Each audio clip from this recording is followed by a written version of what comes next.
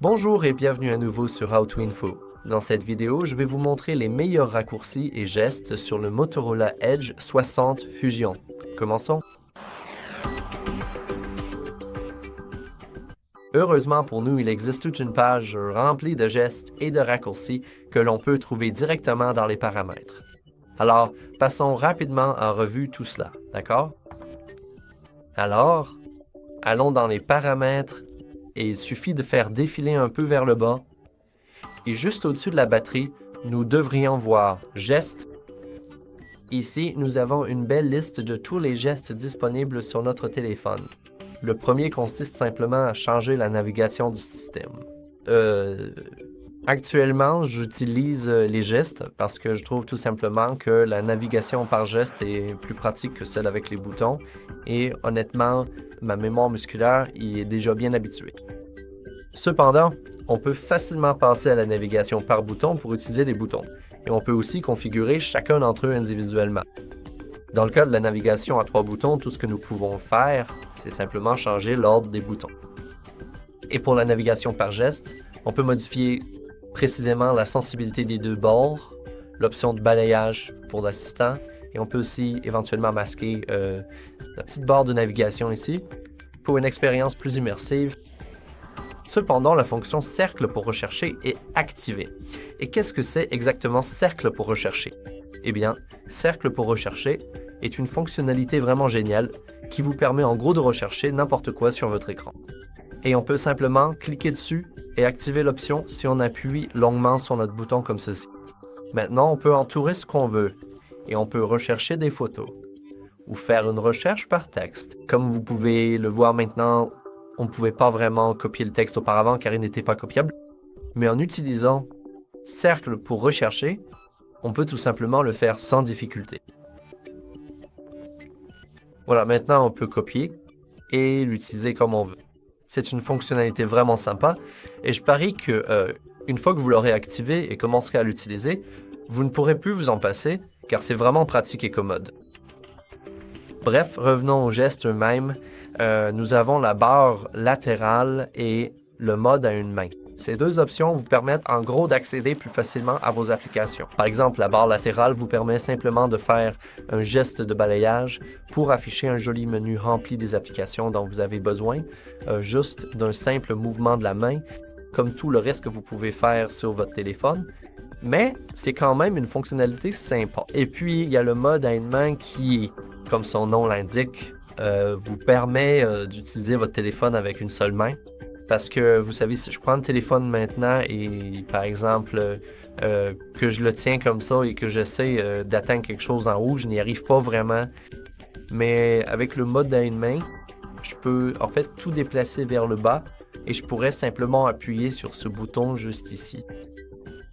Mais oui, de toute façon, pour revenir à toute la liste, nous avons le balayage pour diviser l'écran. Et actuellement, je l'ai activé parce que j'ai remarqué, oui, je l'utilise vraiment, ce qui est assez surprenant car le raccourci en lui-même est vraiment étrange.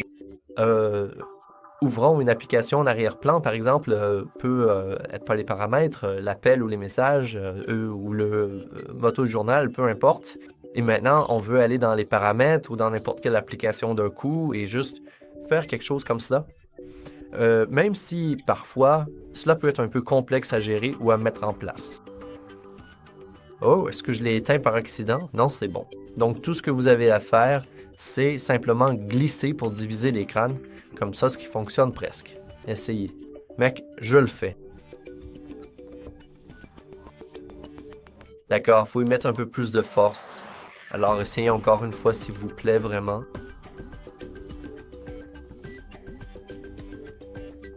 Ce qui fonctionne presque. Bon, ça commence à m'agacer sérieusement parce que ça a marché juste ici. D'accord, je n'ai aucune idée pourquoi parfois ça marche, parfois ça ne marche pas. Mec, sérieusement, j'y arrivais vraiment très facilement, sans aucun problème auparavant. C'était vraiment simple et naturel. Bon, je sais pas ce qui a changé, mais comme vous pouvez le voir, c'est un raccourci qui fonctionne. Je ne sais pas pourquoi ça fonctionne comme ça. mais en l'utilisant, on peut activer la vue écran partagée qui permet d'utiliser 2 applications en même temps. Donc, par exemple, j'ai mon motojournal et je peux simplement réorganiser les éléments comme je veux. Je peux utiliser les paramètres, je peux utiliser mon application et voilà. Bref, pour revenir en arrière, revenons au geste. Nous avons la capture d'écran à 3 doigts, qui est une fonctionnalité vraiment sympa pour prendre des captures d'écran. Tout ce que vous avez à faire, c'est simplement poser 3 doigts sur votre écran et votre capture d'écran sera créée. Vous pouvez alors cliquer dessus pour l'éditer. Par exemple, nous pouvons la recadrer et peut être que nous voulons que seule cette petite main soit visible. Et une fois que c'est fait, on peut simplement l'enregistrer ou la partager. Et maintenant, notre image est sauvegardée. C'est une fonctionnalité vraiment sympa. Je vous conseille de l'activer car elle est très pratique et utile. Ensuite, en revenant en arrière et en commençant par les boutons d'alimentation ou plutôt les touches physiques, comme vous pouvez le voir, nous avons deux fonctionnalités. La première est la double pression et la seconde est la pression longue. Donc évidemment, si nous appuyons 2 fois, nous pouvons activer Moto AI ou passer à l'appareil photo ou simplement ne rien attribuer du tout. Et si nous choisissons la pression longue, nous pouvons également accéder à différents menus et fonctionnalités, ou simplement ne rien faire. Donc, aucune pression ne fonctionnera maintenant. Enfin, cela va allumer ou éteindre votre écran, et la pression longue ne fera également rien, ce qui est assez intéressant. Cependant, dans le cadre du sujet de cette vidéo et pour configurer des fonctionnalités et des gestes sympas, je vous conseillerais de choisir quelque chose de différent. Par exemple, nous pouvons activer le menu d'alimentation, car sur tous les téléphones à l'époque, le menu d'alimentation s'affichait avec une pression longue et la double pression pouvait servir de raccourci pour l'appareil photo. Ensuite, nous avons les contrôles multimédia qui vous permettent essentiellement de changer de piste lorsque vous écoutez de la musique en utilisant le bouton d'alimentation. Pardon, pas le bouton d'alimentation, mais les boutons de volume haut et bas lorsque l'écran est éteint. Lorsque l'écran est allumé, alors vous modifierez le volume lui-même. Ensuite, passons aux gestes kinétiques qui sont vraiment, vraiment cool. Nous avons le lancement rapide qui nous permet essentiellement de taper 2 fois à l'arrière du téléphone pour ouvrir, pour déclencher des actions personnalisées. Nous pouvons aller ici et non seulement nous pouvons choisir la force avec laquelle il faut taper, donc je vais laisser la tape légère parce que c'est plus facile à enregistrer de cette façon, mais maintenant nous pouvons choisir quoi lancer. Donc il y a beaucoup d'options comme vous pouvez le voir. Je pense que la chose la plus cool, c'est de prendre une capture d'écran parce que parfois, encore une fois, je vais vous montrer sur celui-ci.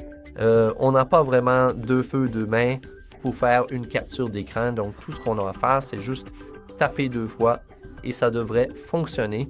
Peut être que je tape mal ou pourquoi? Smart Connect, c'est affiché. Je n'ai aucune idée de ce qui se passe, pour être honnête. Je n'en ai aucune idée. Mais techniquement, on devrait pouvoir... Ok, c'est probablement pour ça que c'est Smart Connect. Revenons à la capture d'écran, tapotons 2 fois. Et comme vous pouvez le voir, la capture d'écran a été prise. J'ai dû cliquer accidentellement pour ouvrir Smart Connect. Désolé pour ça. Mais comme vous pouvez le voir, ce raccourci cinétique est vraiment cool et très pratique.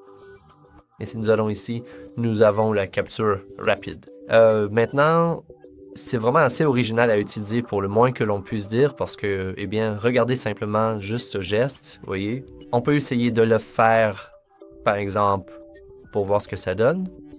Je ne promets pas que ça va marcher, mais on peut essayer de faire ce petit truc. Et comme vous pouvez le voir, ça a marché. On a bien la caméra. Et si on essaie encore une fois, notre caméra s'ouvre, ce qui est plutôt cool. Bref, revenons en arrière et cherchons d'autres raccourcis sympas, même si on arrive presque à la fin de la liste. Nous avons le geste pour déverrouiller en soulevant, ce qui est assez explicite, pour être honnête. Tout ce qu'on a à faire, c'est... Oh, pardon, j'ai une mouche ici. Bon, peu importe. Cela activera le déverrouillage facial, même si on n'est pas obligé de le faire. Mais il faut le déverrouillage facial pour normalement, vous savez, prendre notre téléphone et il se déverrouillera automatiquement. je n'ai pas configuré le déverrouillage facial, donc je ne peux pas vraiment vous le montrer. Il y a aussi l'option de prendre le téléphone pour le mettre en mode silencieux. Donc, si quelqu'un nous appelle, on peut simplement prendre le téléphone pour, vous savez, couper la sonnerie de l'appareil. Et enfin, nous avons la fonction retourner pour ne pas déranger. C'est très simple, c'est un geste très similaire à celui de prendre pour mettre en silencieux, sauf que quelqu'un nous appelle. Tout ce que vous avez à faire, c'est simplement, on peut l'activer et on peut juste poser notre téléphone comme ça. Et comme vous avez pu voir, comme vous avez pu entendre, nous avons activé le mode ne pas déranger. Donc je vais essayer de le refaire une fois de plus. D'accord, parfois ça ne fonctionne pas. Mais en gros, cela activera automatiquement le mode ne pas déranger. Et enfin, probablement, mon geste préféré de tous les temps, c'est la lampe torche rapide que vous pouvez activer simplement en faisant un petit mouvement de hachage comme un raccourci. Et vous pouvez juste faire ça et elle s'éteint et refaire ça et elle se rallume. Je pourrais commencer à expliquer à quel point c'est utile. Par exemple, vous savez, si vous avez perdu quelque chose dans le noir, il suffit d'ouvrir votre téléphone et de faire ce geste et vous pouvez chercher, trouver ce dont vous avez besoin.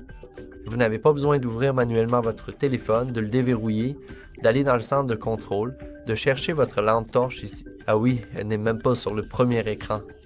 Par défaut, elle est ici et ce n'est qu'à ce moment-là que vous pouvez activer votre lampe torche. Vous pouvez simplement faire ce geste et ça fonctionnera. D'accord. Oh, pourquoi ça ne marche pas? Peut-être parce que je le tiens d'une autre façon. Ou peut-être parce que j'avais le centre de contrôle ouvert. Peut-être que j'ai... Bon, peu importe. Ça fonctionne. Oui. Et comme je l'ai dit auparavant, c'est probablement mon geste préféré et le meilleur de tous les temps, un geste vraiment exceptionnel. Donc je vous conseille vraiment de l'utiliser parce que c'est tout simplement très pratique à tous les niveaux. Et cela offre de nombreux avantages concrets. Par exemple, Motorola est connu pour avoir des raccourcis pratiques partout sur leur téléphone, sur leurs appareils, ce qui est vraiment appréciable. Bref, c'est tout pour cette vidéo. Si vous l'avez trouvé utile, n'oubliez pas de liker et de vous abonner. Merci d'avoir regardé.